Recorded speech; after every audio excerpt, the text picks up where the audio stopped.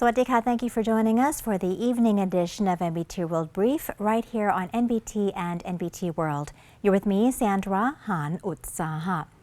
In our first story, Thailand's Constitutional Court has ruled that the government's 400 billion baht emergency borrowing decree complies with the Constitution, clearing the way for state spending on the ongoing energy crisis and long-term energy transition projects. The decision followed a petition by 133 members of parliament who questioned whether the financial measure met the strict constitutional requirements for urgent and unavoidable national necessity under Section 172. The court concluded that sufficient legal evidence had been presented to make a definitive ruling without further inquiry. The judicial review analyzed the stimulus package in two distinct parts. In a unanimous vote, the judges declared the first 200 billion baht allocation constitutional, validating its use for immediate public relief from high energy costs. For the second 200 billion baht portion, which targets long-term structural reforms and infrastructure upgrades for Thailand's green energy transition, the court voted 7-2 that the spending also satisfies constitutional criteria.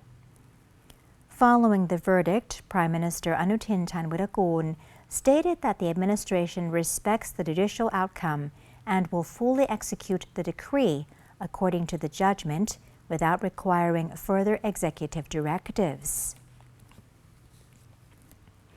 Bangkok Governor SITTIPUNT has officially commenced his second term in office after securing more than 1.5 million votes from capital residents. Governor CHADCHART expressed gratitude to Bangkok Metropolitan Administration personnel for their efficient handling of the recent election, noting that the rapid announcement of results demonstrated their professional dedication. He stated that the 1.5 million votes received represented a collective endorsement of the tireless work performed by all city staff over the past 4 years. He emphasized that public trust would not have been renewed if their service had failed to meet expectations, urging all employees to unite and further enhance public services over the coming 4 years. Previously, the Bangkok governor expressed excitement about confronting immediate challenges, specifically focusing on the onset of the rainy season. He identified seasonal flooding as a primary concern, particularly in areas prone to repeated inundation during heavy downpours. Regarding a recent water leak inside the Purple Line Southern Extension Mass Transit Tunnel construction site near Wong Vien Yai intersection, the governor noted he had received preliminary details earlier that morning and would summon relevant agencies to explain the precise cause. In our next story, the Minister of Commerce launched the Sun's Day Trip Tourism Initiative on July 9th of 2026 to connect 4 provinces and boost local economies by promoting contemporary community products. Director General Poonpong Nayanapakorn of the Department of Business Development led the debut of The Roots, which highlight regional lifestyles and traditional craftsmanship to generate sustainable income for local entrepreneurs. The initiative focuses on unique local items tailored for modern markets across the daily journey of the sun. Sukhothai features redesigned traditional woven fashion, contemporary silverware, and ceramics. In the Northeast, Ubon Ratchathani showcases hand-woven silk with its signature lotus petal pattern, naturally dyed cotton fabrics, and handmade scented candles. Moving north, Nan highlights authentic Thai cocoa cultivation, Thailu woven textiles, and traditional silver handicrafts.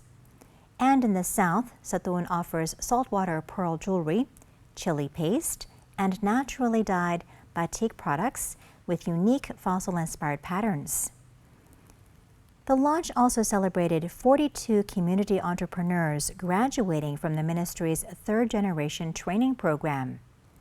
Director General Poonpong stated that the department will continue strengthening small enterprises through its Smart Local Clinic and Smart Local Camp programs to sharpen their branding, storytelling, and marketing skills. And in one more update, the Asia Fashion Thailand Show 2026 opened today at the Bangkok International Trade and Exhibition Center to establish Thailand as the premier regional hub for cross-border fashion commerce. The exhibition brings together fashion brands and trade visitors from 7 nations, which are China, Thailand, South Korea, Indonesia, Myanmar, Vietnam, and India. Attendees are showcasing products across 4 major sectors covering leather goods, garments, footwear, and cosmetics. To build buyer confidence, organizers debuted the Asia Fashion Legacy Exhibitor certification to recognize companies with proven international supply chains capable of expanding into ASEAN markets.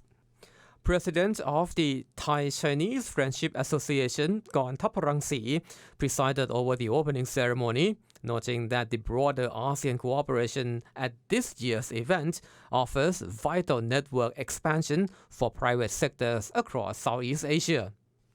Organizing Committee Chairman Yi Qiang added that a decade of collaboration with regional industry associations continues to help small and medium-sized enterprises gain international market access. The trade exhibition runs through this Saturday. And that concludes our NBT World Brief for this evening. For more updates, scan the QR code on your screen and explore our full coverage. Until next time, I'm Sandra Han Utsaha. สวัสดีค่ะ